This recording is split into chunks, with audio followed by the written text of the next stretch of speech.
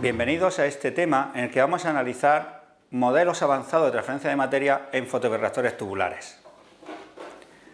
Los fotobioreactores tubulares son sistemas de alto coste, de un mayor coste que los sistemas Ratheway, y se utilizan para producir biomasa de alto valor. Pero en estos reactores la desviación de las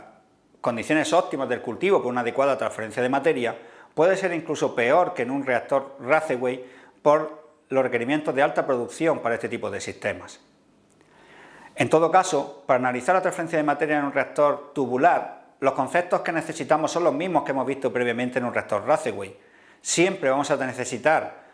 tener una capacidad de transferencia de CO2 o eliminación de oxígeno que satisfaga los requerimientos en cuanto a fotosíntesis que tengan lugar en ese reactor. La cuestión es optimizar el diseño de estos reactores para satisfacer esos requerimientos. En los reactores tubulares, el parámetro más crítico suele estar relacionado con la acumulación de oxígeno en el cultivo. La cuestión es que cuando el cultivo entra en el lazo y se hace circular por todo el receptor solar, se va produciendo la fotosíntesis y la concentración de oxígeno disuelto en el cultivo va aumentando. Si esta concentración sobrepasa los 20 miligramos litro aproximadamente, se observa una reducción muy notable de la velocidad de fotosíntesis. Es por ello que la longitud del lazo va a venir determinada por la velocidad de circulación del líquido, la diferencia de concentración entre la entrada y la salida y la velocidad de fotosíntesis neta que tiene lugar en el reactor. Sea cual sea el diseño del reactor o la longitud del lazo, para estudiar la transferencia de materia en este tipo de sistemas tenemos que tener en cuenta las distintas secciones en las que se puede dividir, análogamente a como pasaba con el reactor Ratheway. En el caso del lazo o de la sección tubular, tenemos que establecer balances de materia entre las concentraciones de entrada y salida de cada sección o elemento de volumen de ese reactor. En cada sección estableceremos las ecuaciones de balance correspondientes que nos determinan cómo es la transferencia de materia dentro del mismo líquido o incluso entre líquido y gas que haya presente en esa sección. En el caso de la columna de burbujeo, que es una parte importante del sistema, su finalidad máxima es la desorción de oxígeno y reducir esa concentración hasta valores que no resulten inhibitorios para las células. El volumen de esa columna de burbujeo vendrá determinado por el caudal de líquido que pasa a través de ella y cuáles son las concentraciones de oxígeno de entrada y salida,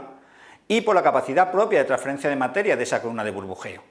Su adecuado diseño permitirá optimizar las condiciones de operación en todo el reactor. El modelo que matemáticamente se puede plantear para este tipo de sistemas consiste en tres ecuaciones fundamentales o tres grupos de ecuaciones fundamentales. En primer lugar, las ecuaciones de velocidad, sobre todo velocidad de fotosíntesis, que nos determinan, en función de la disponibilidad de luz en el reactor, de la irradiancia promedio, cuál es la producción neta de oxígeno en ese reactor. Esa producción de oxígeno nos permite incorporarla en los balances de materia a la fase líquida, que a cada sección de volumen le cuantifica la entrada de líquido y el oxígeno que aporta, la salida de líquido y el oxígeno que aporta o que retira, y la transferencia que pueda haber entre la fase líquida y gaseosa presente. Finalmente, la producción de oxígeno neta nos permitirá determinar la acumulación de oxígeno en cada elemento de volumen. Igual que se aplica para el oxígeno, se puede aplicar el mismo balance para el carbono presente en el medio de cultivo. Ese balance se aplicará a la fase líquida, pero también se puede aplicar a la fase gaseosa. Son ecuaciones completamente análogas. Finalmente, tenemos que tener en cuenta otras relaciones termodinámicas, sobre todo las relacionadas con el equilibrio del tampón de bicarbonatos o ecuaciones termodinámicas como la constante de Henry o la ley de Henry para la solubilidad de los distintos gases. Una vez que se plantean esas ecuaciones, que conceptualmente, repito, no son muy complejas, la resolución matemática se puede hacer mediante cualquier software. La resolución y ajuste de esas ecuaciones a datos experimentales nos permite calibrar el modelo, es decir, obtener los valores de los parámetros característicos del mismo que reproducen el comportamiento del sistema. Esos parámetros característicos pueden ser físicos, como pueden ser los coeficientes de transferencia de materia, o pueden ser incluso biológicos, como pueden ser los valores de irradiancia de saturación, el parámetro n de forma de la ecuación del modelo de Monod, o velocidades de consumo de oxígeno, etc. Una vez que el modelo ha sido calibrado y se ha contrastado, repito, con los valores experimentales determinados en condiciones reales, ese valor de los parámetros característicos se puede utilizar para muchas otras aplicaciones.